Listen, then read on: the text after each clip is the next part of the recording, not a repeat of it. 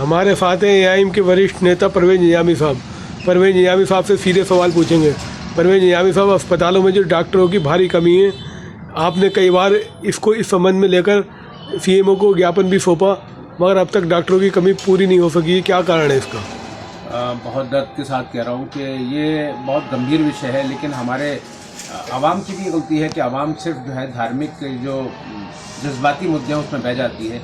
जो उनके अपने मुद्दे हैं, स्वास्थ्य है, शिक्षा है, उसको वो लोग भूल जाते हैं। अब हमारे यहाँ रामपुर में ही देख लिए, अक्सर जो पेशेंट हैं यहाँ पे हॉस्पिटल जो पहुँचता है वही पहुँचता है जिसके पास फाइनेंशियली तौर पे कमज़ोर होता है, क्योंकि जो फाइनेंशियली मजबूत होगा वो क्यों हॉस्पिटल पहुँचेगा? वो तो जाहिर सी बात है प्राइवेट हॉस्पिटल में जाता है। लेकिन वहाँ पे भी ये होता है कि डॉक्टर्स की कमी की वजह से उसको रिफ़र करने की बात करते हैं। अभी मैं हाल में मैंने एक पेशेंट को देखा था जिसकी फाइनेंशियली कंडीशन अच्छी नहीं थी, उसको रिफ़र करने की बात की, तो वहाँ मैं जो डॉक्टर मौजूद थे मैंने बात की, तो उस पेशेंट के मुंह से भी कुछ नहीं जा पा रहा था, राइजिंग ट्यूब भी नहीं डालने का गुंजाइश थी।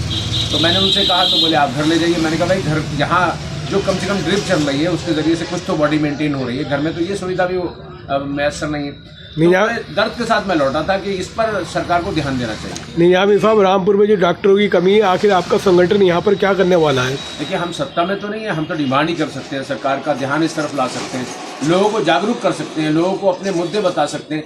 मैं अक्सर कहता हूँ कि अब ना मंदिर की ना शिवालय, अब ना मस्जिद की ना शिवालय की बात हो, लोग भूखे हैं, अब निवाले की बात हो। ये डॉक्टरों की कमी जो है, इसके लिए आप क्या फिर एक बार सीएमओ साहब से इंशाल्लाह मैं फिर से ज्ञापन दूंगा, और मैं सोच रहा हूँ इसमें स्वास्थ्य मंत्री को भी एक लेटर लिखूँ और इस पर उनको ध्यान दिलाऊं कि हमारे रामपुर में जो बड़े बड़े दावे किए जाते हैं स्वास्थ्य के ताल्लुक से, आयुष्मान है, मानता हूँ है, लेकिन जब डॉक्टर ही मौजूद नहीं होगा, पेशेंट के पास कभी कभी क्रिटिकल पेशेंट जो होते हैं उनके पास बहुत ज़्यादा वक्त नहीं होता। अगर ज़्यादा समय लिया जाएगा, पेशेंट दूर जाएगा, तो यहीं उस रास्ते में डेथ हो जाती है अक्सर की। निजामी साहब, काफ़ी लंबे समय से ये बात उठ रही है कि रामपुर में कोई ट्रामा सेंटर होना चाहिए। बिल्कुल होना चाहिए। डरिए, मेरा भी ख्वाब है कि अल्लाह ने कभी गलती से कुछ लायक बनाया, ट्रामा एम्बुलेंस भी होना चाहिए सेंटर के साथ साथ, क्योंकि अक्सर जो एक्सीडेंट होते हैं वहाँ हेड इंजरी ज़्यादा होती है।